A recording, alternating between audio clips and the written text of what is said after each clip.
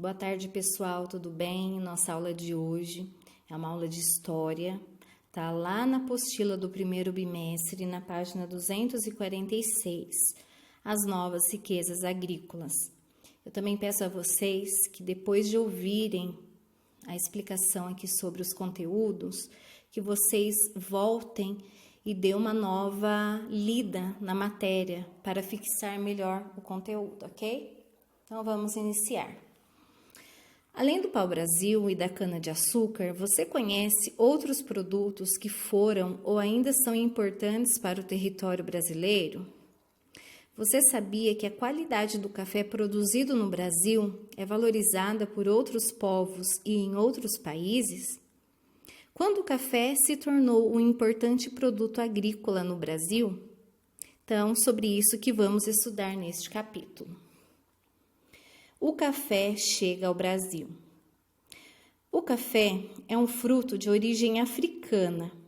O café teve origem na Etiópia, na África, e foi trazido ao Brasil durante a colonização, no século XVIII.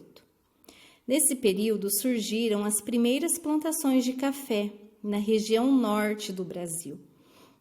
Então, a região norte é composta pelos estados do Amazonas, Roraima, Amapá, Pará, Tocantins, Rondônia e Acre. No entanto, foi no Rio de Janeiro, aqui no Sudeste, por volta do ano de 1760, que as plantações de café mais se desenvolveram. Naquela época, o café ainda era plantado em pequenas quantidades, principalmente em fazendas nos arredores da cidade e ainda não tinha tanto valor comercial.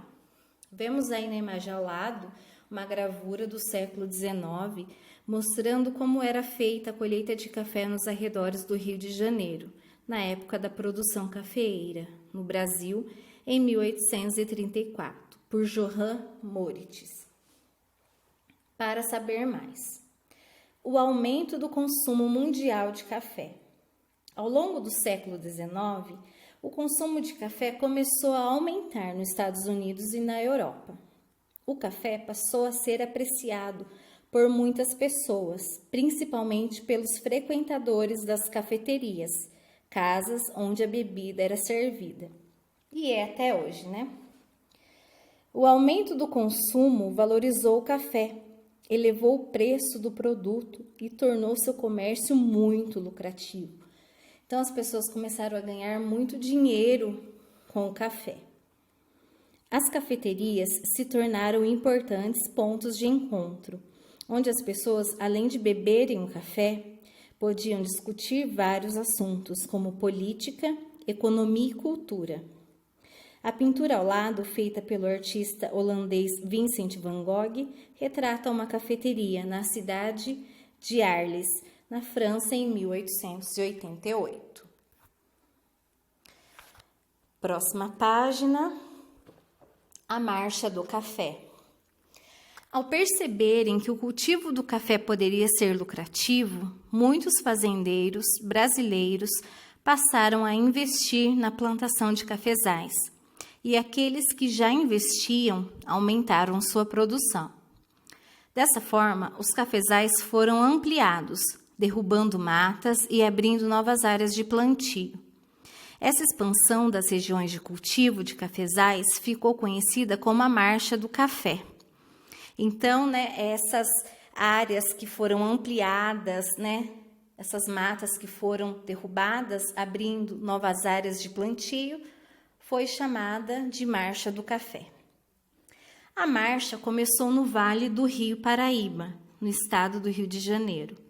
Chegou também à fronteira com Minas Gerais, na chamada Zona da Mata Mineira. A partir de 1850, os cafezais começaram a ser cultivados na região central da província de São Paulo.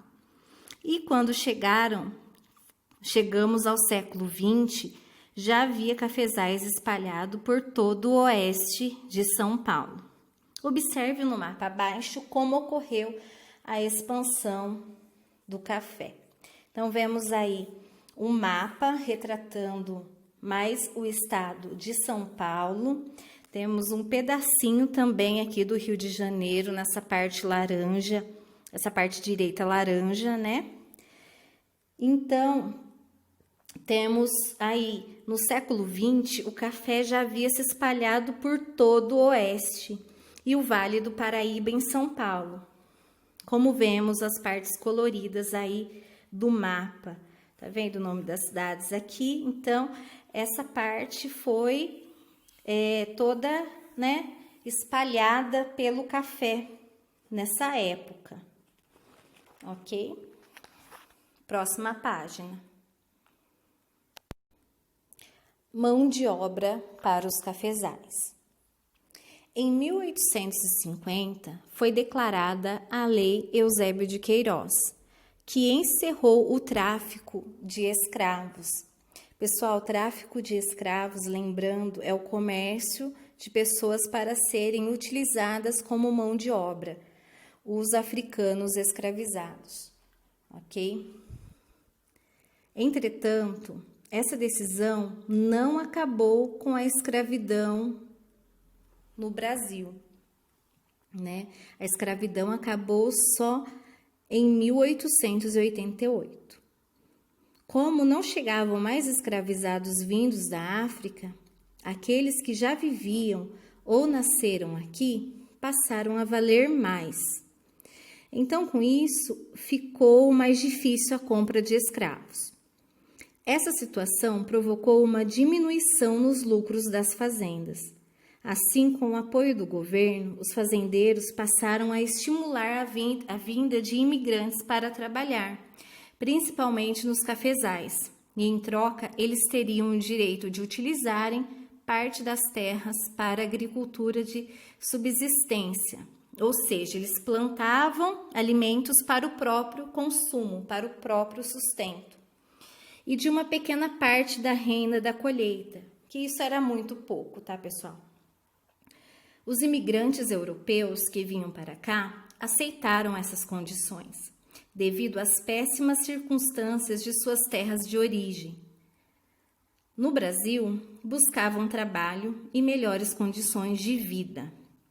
Nessa época, o Brasil era conhecido como paraíso tropical, ou a terra das oportunidades. Foi com esse sonho que os imigrantes chegaram ao Brasil e, infelizmente, muitos se desiludiram. Foi uma pena mesmo, viu, pessoal? Porque, né, eles foram meio que enganados, vindo atrás de melhores condições e chegaram aqui e muitos, né, foram maltratados. Vemos aí na imagem abaixo, milhares de europeus abandonavam sua terra e embarcavam em navios rumo ao Brasil para fazer uma viagem longa e cheia de dificuldades. A pintura ao lado representa italianos aguardando em um porto para embarcar rumo à América. Pintura de Angiolo Tomasi, de 1896. Grande parte dos imigrantes que veio para o Brasil foi contratada para trabalhar na produção de café. O dia a dia nas fazendas era de muito trabalho pesado. Homens, mulheres e crianças tinham uma jornada de trabalho de cerca de 12 horas. Pessoal, cada família tinha que cuidar de cerca de 7.000 pés de café. A alimentação deles era muito cara, então o salário não compensava. Então, alguns deles até deixaram as fazendas e foram para a cidade de São Paulo trabalhar em fábricas. Tá bom? Além do trabalho pesado, os imigrantes frequentemente reclamavam de maus tratos cometidos pelos fazendeiros. Essa situação fez com que muitos imigrantes abandonassem as fazendas para viver nas cidades ou mesmo retornassem ao seu país de origem. Próxima página aí. O café gerando riqueza.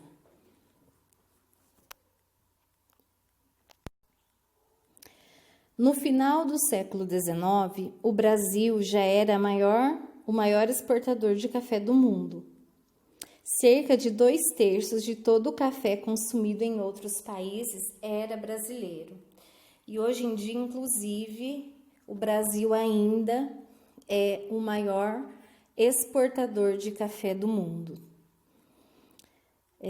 Continuando. Os barões do café. O consumo mundial do café brasileiro tornou os cafeicultores paulistas e do Vale do Paraíba pessoas muito importantes e com grande influência social. Com seu enriquecimento, eles passaram a usufruir de grande poder político e econômico, ficando conhecido como barões do café. Com o dinheiro obtido com a comercialização do café, os barões movimentaram a economia das grandes cidades. Vemos aí uma foto ao lado, uma imagem, tem um casarão aí, um palacete. Muitos barões do café passaram a construir suas moradias também nas grandes cidades, habitando enormes casas, como podemos ver nessa fotografia de 1895, que mostra um palacete na cidade de São Paulo. Olha só como que a cidade de São Paulo era nesse ano aí de 1895, bem diferente do que é hoje em dia, né, pessoal? E algumas cidades ainda consideradas históricas ainda possuem esses tipos de casarões e palacetes, né? Não sei se alguém aqui já viajou para alguma cidade histórica, né? Já deve ter visto aí algum casarão desse tipo. Continuando. O desenvolvimento industrial brasileiro. A riqueza gerada pelo café também permitiu o início de um processo de industrialização que beneficiou principalmente a região centro-sul do país. A região centro-sul abrange a região sul e sudeste do Brasil, com exceção do norte de Minas Gerais, além dos estados do Mato Grosso do Sul, Goiás, sul de Tocantins e do Mato Grosso e o Distrito Federal. Produtos como maquinários agrícolas, balanças e saco de juta eram cada vez mais necessários e começaram a ser produzidos em fábricas no Brasil. Logo, indústrias de outros setores, como de utensílios domésticos e produtos de luxo, também foram sendo instaladas no nosso país. Além disso, dada a extensão territorial brasileira, vários quilômetros de ferrovias foram construídos para permitir o transporte tanto da produção cafeeira como das matérias-primas necessárias nas fábricas. Pessoal, lembrando que a primeira estrada de ferro do Brasil foi a Estrada de Ferro Mauá. Ela foi inaugurada em 30 de abril de 1854. Na fotografia aqui ao lado vemos uma fábrica. Nas cidades, milhares de pessoas trabalhavam nas fábricas como operários. Na imagem, uma das fábricas do imigrante italiano Francisco Matarazzo, na cidade de São Paulo, na década de 1906. A pecuária no Brasil. A pecuária, assim como a agricultura, foi uma das primeiras atividades econômicas realizadas pelos portugueses. A criação de gado fornecia animais para o trabalho nos engenhos, carne para a alimentação dos seus moradores e couro para a confecção de roupas, móveis e outros objetos. Então, temos aí na imagem abaixo, gado criado em fazenda do município de Aquidauana, no estado do Mato Grosso do Sul, em 2008. Com o aumento das áreas de cultivo de cana-de-açúcar próximas ao litoral, os rebanhos foram sendo levados para o interior do território, onde os criadores de gado formaram muitas fazendas nas quais os vaqueiros tomavam conta do gado. Então, pessoal, enquanto a cana-de-açúcar, o café eram produzidos mais perto da faixa litorânea do país por causa da exportação que era feita através de navios para a Europa, o cultivo, a criação, na verdade, dos gados eram feitos no interior do país, né? Por isso que lá no estado de Mato Grosso em Mato Grosso do Sul tem muitas fazendas de gado, tá bom? Que já vem desde essa época. Atualmente, há fazendas de criação de bovinos em diferentes estados brasileiros, onde ainda trabalham os profissionais conhecidos como vaqueiros. Em muitas regiões do Brasil, o gado ainda é criado de forma semelhante à criação realizada pelos portugueses, solto em grandes áreas, alimentando-se de pastagens. Nesse caso, a criação de gado destina-se à produção de carne e couro, mas também apresenta diferenças as quais estão muito relacionadas às vestimentas dos vaqueiros, que variam de acordo com a região do país. Então, podemos ver abaixo aí duas imagens. A primeira está escrito: no Rio Grande do Sul, os vaqueiros costumam usar coletes, um lenço amarrado ao pescoço e também bombachas, ou seja, calças largas que permitem liberdade de movimento. Na outra imagem, no sertão do Nordeste, podemos ver os vaqueiros geralmente usando roupas feitas de couro para se proteger dos espinhos existentes na caatinga, vegetação característica daquela região. Então, podemos perceber aí as diferenças entre as roupas do gaúcho, né, lá do Rio Grande do Sul, com a de um vaqueiro nordestino lá no Nordeste. Para saber mais, a destruição da Mata Atlântica. A extração do pau-brasil, ocorrida nos primeiros anos após a chegada dos portugueses, deu início à devastação da Mata Atlântica, que cobria a faixa litorânea desse território.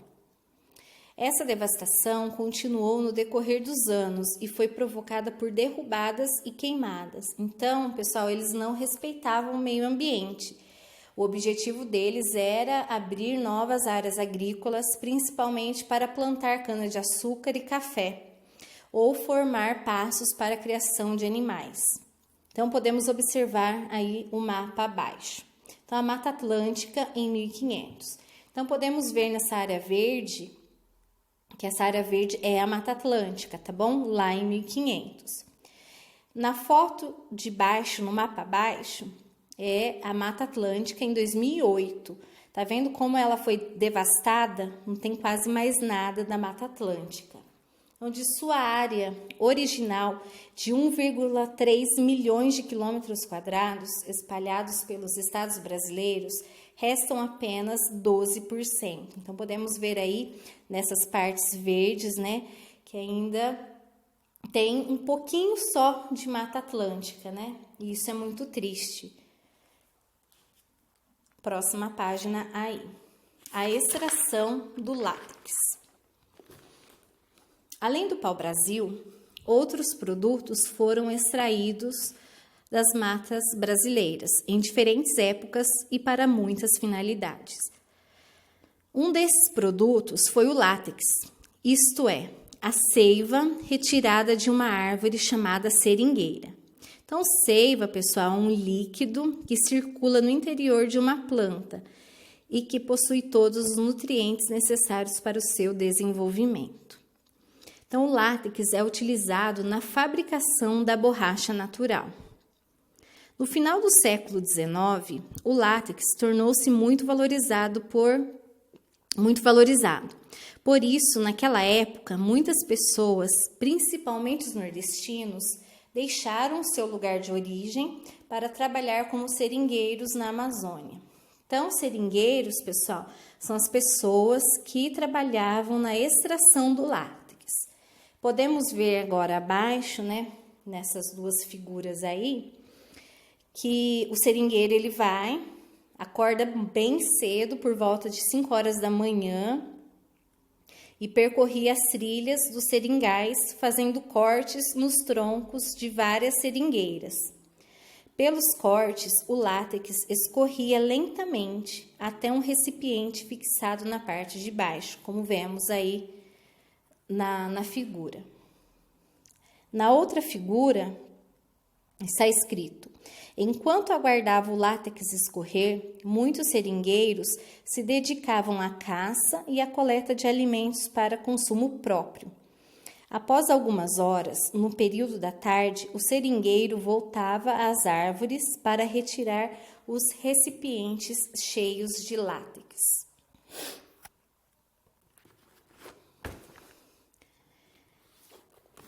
Próxima figura aí. Depois de recolher o conteúdo de todos os recipientes, o seringueiro defumava o látex formando bolas de borracha, que eram vendidas ou trocadas por outras mercadorias, como vemos aí na imagem ilustrada ao lado. Para saber mais, o aviamento. Os donos de seringais eram conhecidos como seringalistas, enquanto os trabalhadores, eram chamados de seringueiros. Os donos eram seringalistas. Eram eles que forneciam aos trabalhadores o acesso aos seringais, além dos recursos necessários para o trabalho na mata, como ferramentas, alimentos, remédios e transporte. Em troca, os trabalhadores eram recompensados com o látex que coletavam. Entretanto, todos esses recursos fornecidos tinham um custo que era pago com a borracha já defumada. Essa relação de troca era chamada de aviamento. O aviamento era muito vantajoso para os seringalistas, ou seja, os donos dos seringais, pois toda a borracha que recebiam como pagamento era vendida com grandes lucros para as indústrias ou exportadas, ou seja, eles cobravam um alto custo por essa borracha que os seringueiros já forneciam para eles. Já para os seringueiros, a vida não era nada fácil. Na maioria das vezes, os preços que pagavam pelos produtos fornecidos pelos seringalistas eram muito altos e eles acabavam endividados e sem poder deixar o seringal onde trabalhavam. Inclusive, pessoal, muitos deles não conseguiram voltar novamente para o Nordeste, Eles foram trabalhar e acabaram até morrendo lá nos seringais, porque alguns contraíram a malária. E como esses donos, os donos dos seringais, os seringalistas, eles não davam o devido apoio aos trabalhadores, eles acabavam morrendo, Então, foi muito triste também a vida ali dos seringueiros. Podemos ver ao lado uma mulher defumando látex em 1966, na ilha de Marajó, no Pará. Próxima página, atividades para a sala. Número 1. Se os escravizados não recebiam salários por seu trabalho, por que o governo brasileiro incentivou a vinda de imigrantes? Pessoal, isso está lá na página 248, eu expliquei, tá? Então, volta lá, dá mais uma lidinha, se possível, dê uma outra olhada no vídeo também para ajudar vocês a responderem essas questões. 2. Explique com suas palavras o termo marcha do café. Então, vocês vão explicar do jeito de vocês, com as palavras de vocês, tá bom? Tá lá na página 247. 3. Você já estudou a exploração do pau-brasil, da cana-de-açúcar, do café e do látex no Brasil. Letra A. Essas atividades foram feitas respeitando o meio ambiente? Explique. Lembra que eu mostrei o mapa da Mata Atlântica? Então, eles respeitaram o meio ambiente? Então, vocês vão explicar isso daí. Letra B. Você acha importante que as atividades econômicas de um país não prejudiquem a natureza? Então, vocês vão ressaltar essa importância de se preservar o meio ambiente aí, tá? A resposta é pessoal. 4. Observe os mapas da página 251 e responda as questões a seguir. Letra A. em quais dos atuais estados brasileiros havia áreas ocupadas pela Mata Atlântica em 1500? Então, vocês vão olhar no mapa e identificar os estados ocupados pela Mata Atlântica através das siglas, tá bom? B. Cite 3 estados onde ainda hoje existem áreas ocupadas pela Mata Atlântica. Então, vocês vão olhar lá no mapa de 2008 e verificar 3 estados onde ainda hoje existem essas áreas ocupadas pela Mata Atlântica. Número 5.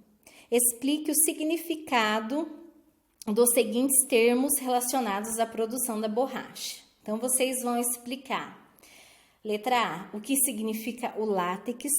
Letra B, o que significa um seringueiro. Letra C, o que significa um seringalista. Próxima página. Atividade para casa. Número 1. Observe os quadros a seguir que mostram a sequência das diversas etapas da produção de café.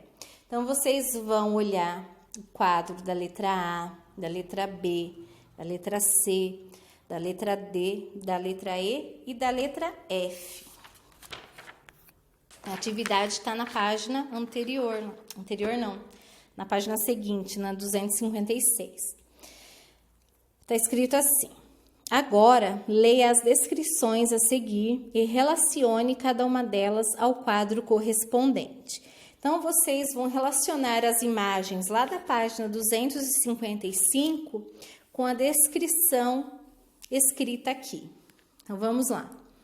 Para formar um cafezal, inicialmente os trabalhadores derrubavam e queimavam a mata. Então, vocês vão ver em qual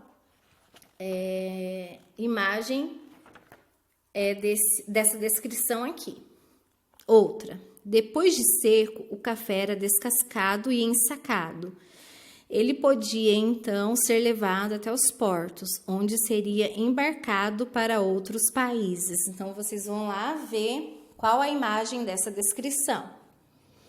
Outra. Nos portos, o café era embarcado nos navios, que faziam o transporte até os países compradores. Outra.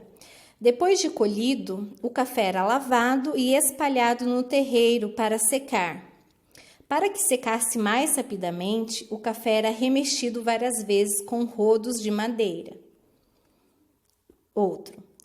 Cerca de 4 anos após o plantio, os pés de café começavam a produzir. Os trabalhadores colhiam o café, geralmente em cestos. Próxima. Depois da derrubada e da queimada da mata, as mudas de café eram plantadas. Então, vocês vão relacionar as imagens com as descrições aqui escritas, ok? Se tiverem alguma dúvida, pode me chamar, tá bom? Que eu vou estar esclarecendo. Um beijo a todos.